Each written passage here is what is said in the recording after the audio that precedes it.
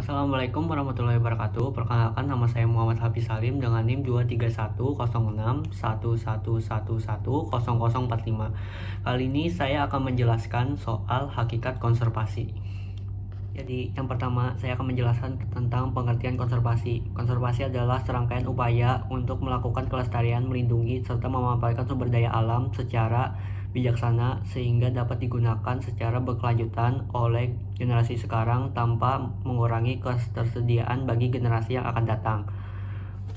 Dari pengertian konservasi yang sudah saya jelaskan tadi, ada 3 aspek yaitu yang mencakup konservasi, yaitu pelestarian, pemanfaatan berkelanjutan, dan pelindungan.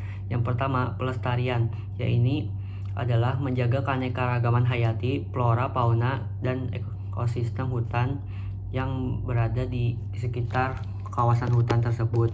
Sedangkan pemanfaatan berkelanjutan yaitu mengambil manfaat dari hutan berupa kayu, non-kayu, jasa lingkungan tanpa merusak keberlanjutan fungsi hutan itu sendiri. Sedangkan pelindungan hutan yaitu melindungi hutan dari kerusakan, pencemaran, kebakaran, dan konservasi lain yang merugikan. Jadi tujuan dari konservasi tadi ada 3, pelestarian, pemanfaatan berkelanjutan, dan pelindungan. Jadi dari yang pengertian tadi ada berupa tujuan dari konservasi.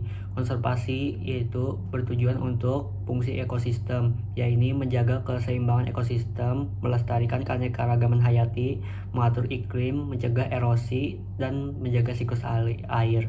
Dan ada juga fungsi sosial, yaitu mendukung kehidupan masyarakat sekitar hutan dan menjaga budaya lokal yang terkait dengan hutan dan menyediakan ruang edukasi, penelitian, serta rekreasi.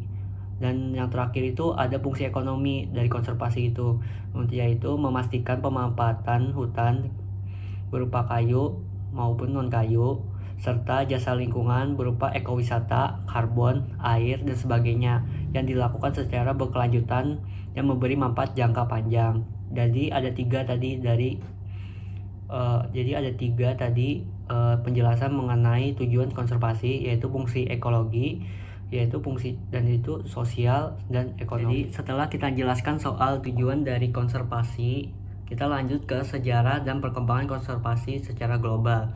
Pada awal abad ke-19, konsep konservasi dimulai dikenal di Eropa dan Amerika, terutama karena meningkatnya kerusakan hutan akibat revolusi industri. Yang dimana pada abad ke-19 itu revolusi industri lagi meledak-meledaknya di Eropa maupun di Amerika.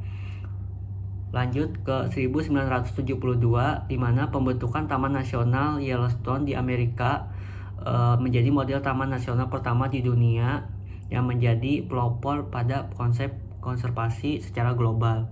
Setelah itu di awal abad ke-20, gerakan konservasi meluas yang memunculkan organisasi berupa IUCN pada 1948.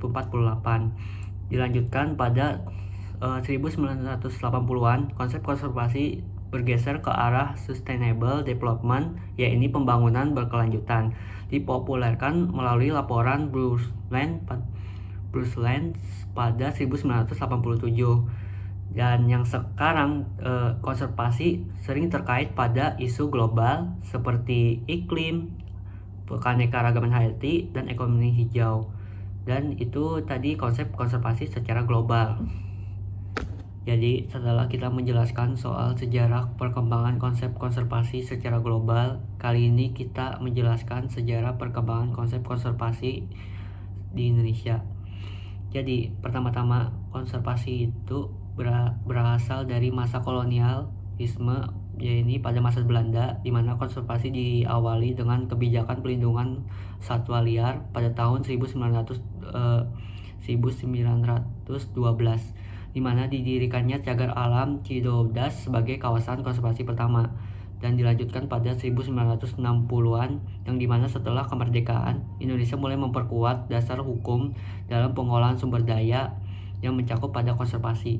Ini lanjut lagi ke pada 1982, di mana Indonesia mendirikan Taman Nasional pertama, yang mana ada Gunung Leuser Ujung Kulon, Komodo, dan lain-lain.